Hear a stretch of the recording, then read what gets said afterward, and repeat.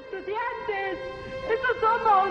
¡Unos estudiantes que el pueblo de México sepa que somos sus hijos! ¡Somos la juventud! On October 2nd, 1968, student protesters amassed in La Plaza de las Tres Culturas, in the Tlatelolco section of Mexico City. They had gone there while their leaders were in negotiations to end their months-long protests. Their demands? More police and government accountability, including firing the chief of police. The president, Gustavo Díaz Ordaz, had not been inclined to compromise. At 5 minutes to 6 in the afternoon, the military and police entered on orders from Díaz Ordaz, shooting red flares overhead and marching in with helicopters and tanks. They blocked off all the exits to the square, with sharpshooters setting up in the upper floors. Soon after that, the shooting began. We will always remember the look of terror on people's faces, the moans of the wounded as they were taken away, and the continuous gunfire, recalled one eyewitness, Jorge Aviles. The government denied its involvement in such an attack.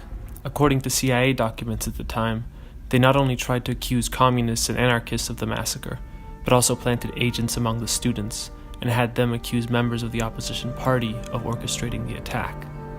However, another witness present at the protests, the anthropologist Mercedes Olivera de Vázquez, suggested something different.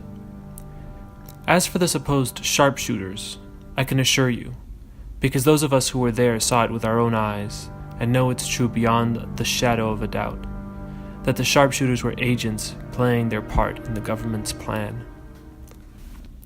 Now, allow me to change the tone for a second, because the Tlatelolco massacre is just one side of a larger story. The other side of this story comes from Puebla, in Mexico, roughly 10 years after the events at Tlatelolco. Puebla is a state in the southern part of Mexico, in the Mixtec region.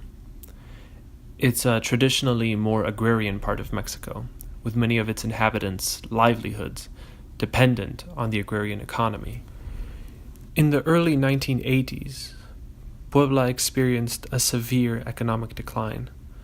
Unemployment spiked, public spending dropped, and the area experienced a startling decrease in living conditions.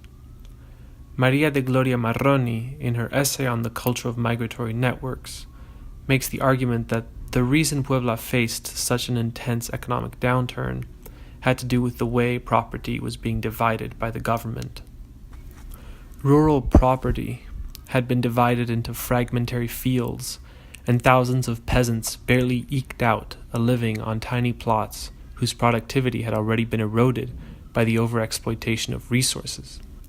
The expansion of the capital city of Puebla, also named Puebla, along with a rise in birth rates, served to aggravate the problem, and soon, many Poblanos, as the people of Puebla are known, were not making nearly enough to support themselves or their families. Soon after, the Poblanos began their migration.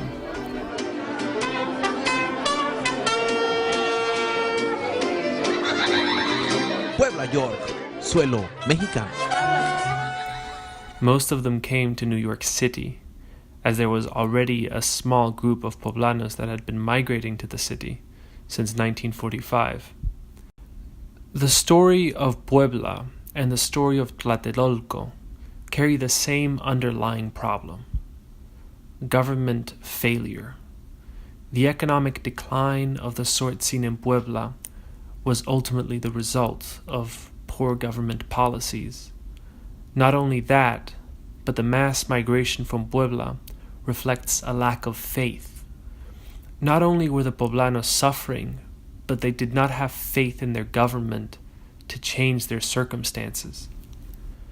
Similarly, for the protesters at Tlatelolco, they were failed by a government that, instead of protecting them and holding its police force accountable, sought to suppress them when they voiced their frustrations.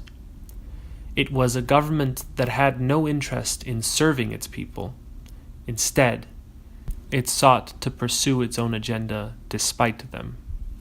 Of course, such issues cannot simply be boiled down into such a simple dichotomy. The reasons for the Mexican government's failure to serve its people are many and complex, and difficult to fully encapsulate in a quick 5-minute video. They extend from the legacy of Spanish colonial rule through all kinds of foreign intervention, not to mention power dynamics within the country itself. Nonetheless, the link between the events at Tlatelolco and the migration from Puebla to New York in the 90s boils down to this. When a government has no regard for its people, they are left with few options but to revolt or leave. And in an increasingly interconnected world, the latter is by far the less painful and more feasible option. When we think about migration, one of the first questions we tend to ask is, why did these migrants come to the US? To this, the answer will usually be something along the lines of economic opportunity, but I propose an amendment to that original question. Before asking why so many migrated to the US, we might ask ourselves this: why did they leave their homes in the first place? The answers are not always as simple as we might think. Porque la verdad que los inmigrantes que venimos a este país no venimos a vivir del gobierno, venimos escapando de no tener oportunidades en nuestros países y esperando que aquí se nos den y venimos a trabajar. Es lo único que pedimos, trabajo.